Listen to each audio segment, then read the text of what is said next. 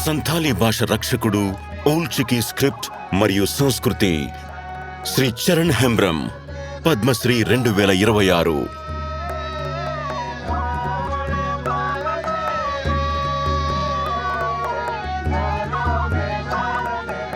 చరణ్ హెంబ్రమ్ సంతాలీ భాషకు, ఓల్డ్ చికీ లిపికి మరియు ఆదివాసీ సంస్కృతికి ఒక గుర్తింపును, ఒక భవిష్యత్తును కల్పించడం కోసం తన జీవితాన్ని నిస్వార్థంగా అంకితం చేశారు.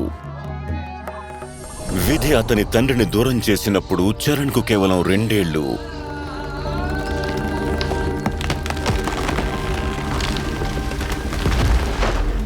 అయినా తన తల్లి సంరక్షణలో అతని బాల్యం సహజంగా సాగింది.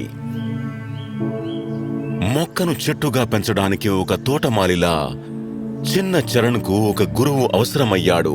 తన మేనమామ గ్రామంలో ఆ గురువును పొందారు.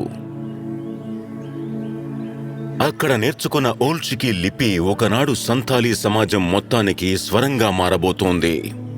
కాలం గడిచింది. ఆయన తన మెట్రికులేషన్ పూర్తి చేశారు. ఒక ఐటీఐలో శిక్షణ పొందారు.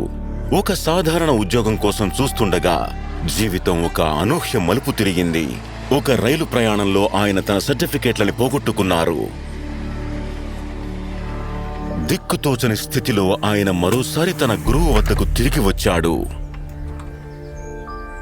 ఇది ఒక ప్రమాదం కాదు, విధి పిలుపు. సంతాలి అనేది కేవలం ఒక మార్గం మాత్రమే కాదు, అది నీ జీవిత పరమార్థం. గురువు మాటల్ని మంత్రంగా స్వీకరించి సంథాలీ భాష వ్యాప్తిని తన జీవిత ధ్యేయంగా మలుచుకుని టీచర్గా శిక్షణ పొందారు.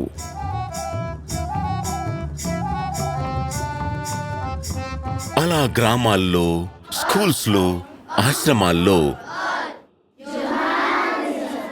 ఒక్కోసారి ఆరుబయట కూడా తన బోధన ప్రారంభమైంది.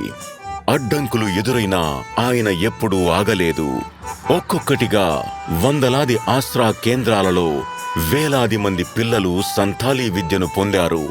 సంతాలీ భాషకు ఒక కొత్త జీవం పోసుకుంది. తన అవిశ్రాంత కృషి ఫలితంగా ఆయన సంతాలీ సెక్రటరీగా నియమితులయ్యారు. అక్కడ ఆయన వివిధ సంస్థలను ఏకం చేసి ఈ ఆశ్రాలకు గుర్తింపును కల్పించారు. ఒక పాఠ్య ప్రణాళిక రూపుదిద్దుకుంది. తద్వారా సంతాలీ ఒక పాఠ్యాంశంగానే కాక ఒక మంచి కెరియర్కు అర్హతగా కూడా మారింది. ఆయన రచనలు సంతాలీకి దాని స్వంత సర్గంను అందించాయి. ఆయన సంగీతం, నాటకం ఒక సజీవ తత్వరూపంగా మారాయి. సంతాలీ సమాజం మొత్తం అనుసరించగలిగే ఒక లయగా నిలిచాయి. మన భాషను సజీవంగా ఉంచినప్పుడు అది మనల్ని సజీవంగా ఉంచుతుంది.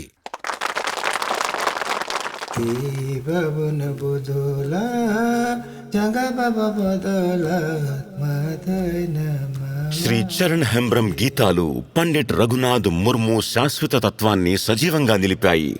అంతేకాక అవి నేటికి ఆయన ప్రజలకు సంతాలీ జీవన విధానాన్ని నిర్దేశిస్తున్నాయి.